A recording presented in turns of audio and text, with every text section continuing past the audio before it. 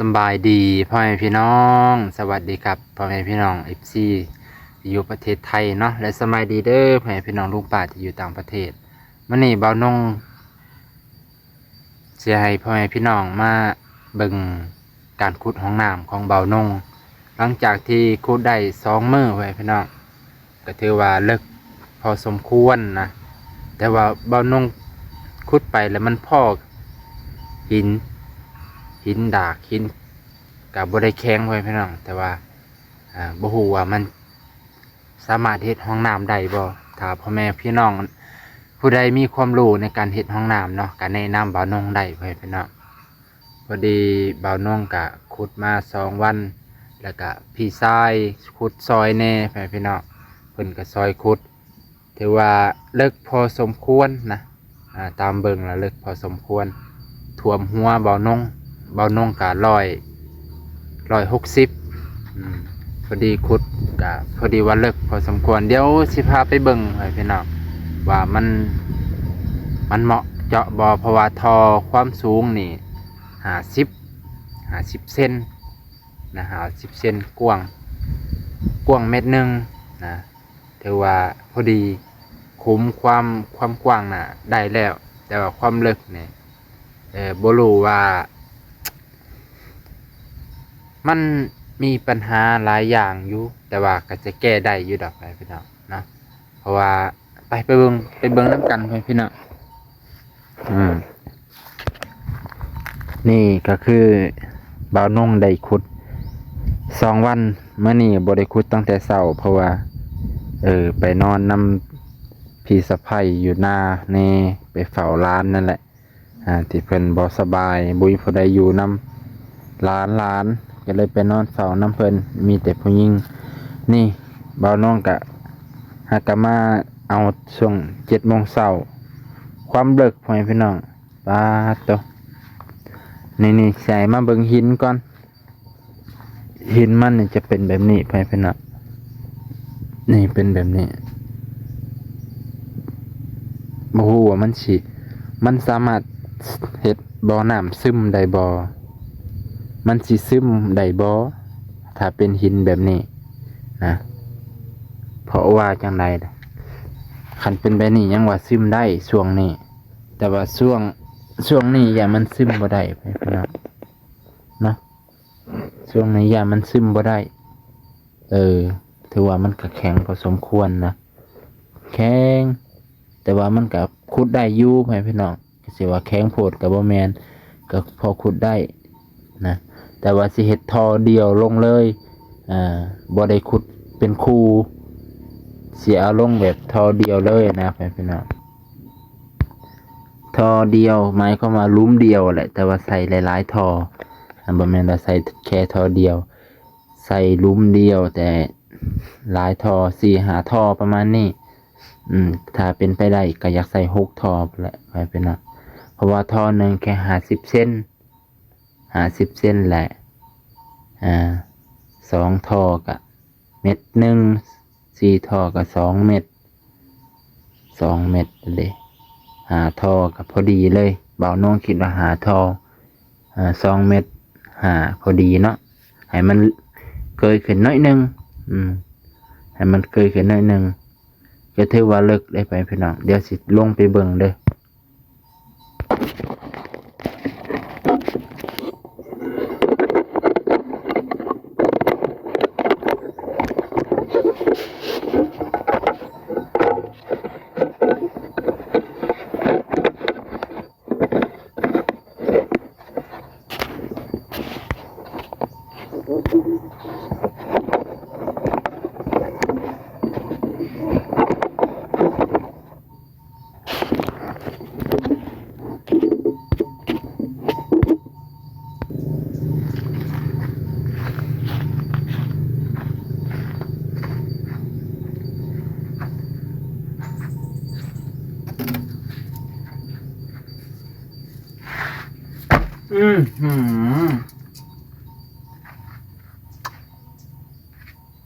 แต่ว่าเลิกหลายเติบเพื่อนพี่น้องจะนี่ก็เกือบเพียงคอเลยถ้าทางนี้พอดีกับหัว พอดีกับหัวบ่อนงเลย อันนี้มันเม็ด10พี่น้องเม็ด10นี่นะนี่ก็เม็ด10แล้วจากนี่หานี่เม็ด10เม็ด10หาพี่ก็10 20 30 40ได้เม็ด40ฝั่งนี้แต่ฝั่งนี้สิหลายอยู่พี่น้องนี่ฝั่งนี้ก็สิหลายเติบเม็ด10 20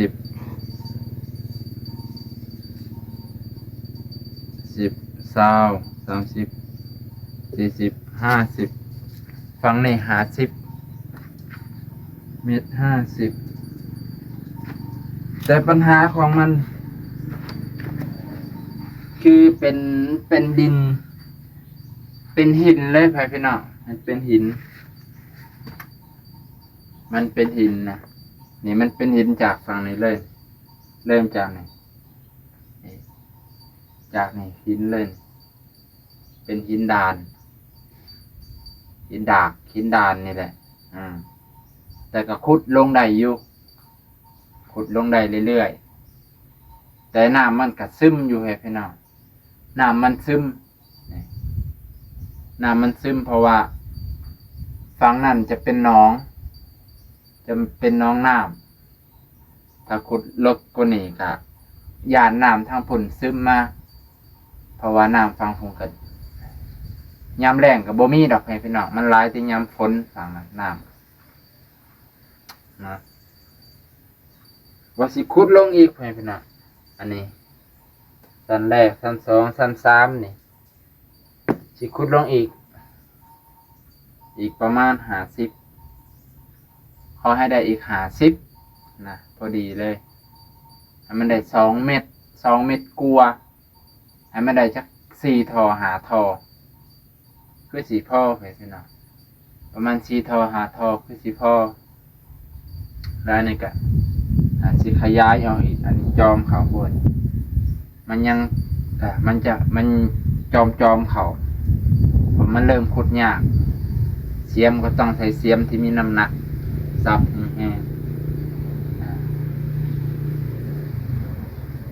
ช่วงนี้ดินเหนียวเบิดทันจะเหนียวความกว้างพอดีครับความกว้างพอดี1 เมตรพอดี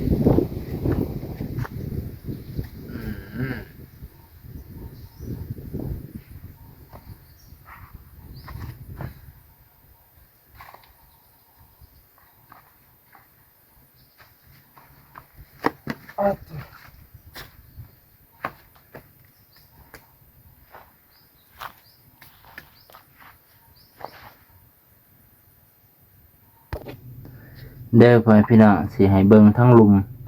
มันจะเป็นหินดากนี่หินดานมันจะย่านแต่มันบ่ซึมเลยพ่อพี่น้องแต่ก็บ่ฮู้ว่าสิหาวิธีแก้จังได๋แต่บางคนก็ว่าซึมอยู่ขนาดน้ำมันยังซึมออกมาได้เริ่มซึมออกมาแล้วฝั่งนี้ก็ฝั่งพุ่นจะซึมหลายเพราะมันมาจากหนอง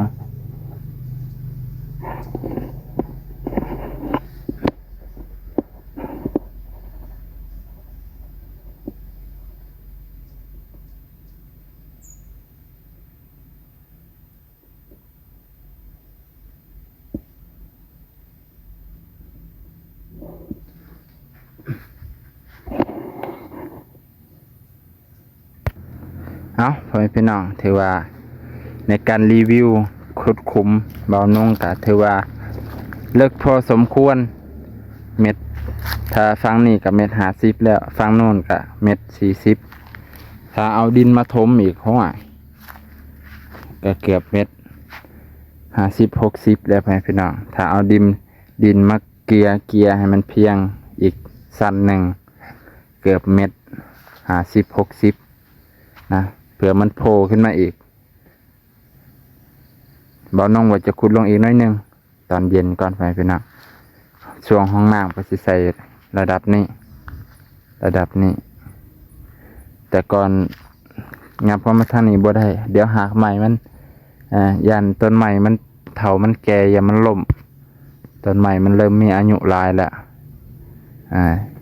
ทางเทิงก็สิตัดงาใหม่ออกอยู่ไปพี่น้องตัดงาพวกนี้ออกอนาคตบ่แน่ยันพายุลมกระโชกแห้งนะดินก็จะเป็นประมาณนี้แต่พี่น้องงามไปทางเทิงทางลมก็จะเป็นดินดานดินแดกเบิดโอเคพี่น้องมันนี่ก็ถือว่าในการรีวิวการขุดห้องน้ำขุดสวมห้องน้ำของบ่อน้องก็ถือว่าไก่จะเสร็จแล้วมื้อแรงจะต่อลงอีกหน่อยหนึ่งก็ถือว่าสำเร็จเสร็จสิ้นมันนี่ก็ขอบใจขอบพระคุณทุกการรับชมทุกการติดตามสามารถคอมเมนต์สามารถติชมได้พี่น้องสามารถแสดงความคิดเห็นได้ทุกเขตทุกประการได้เลย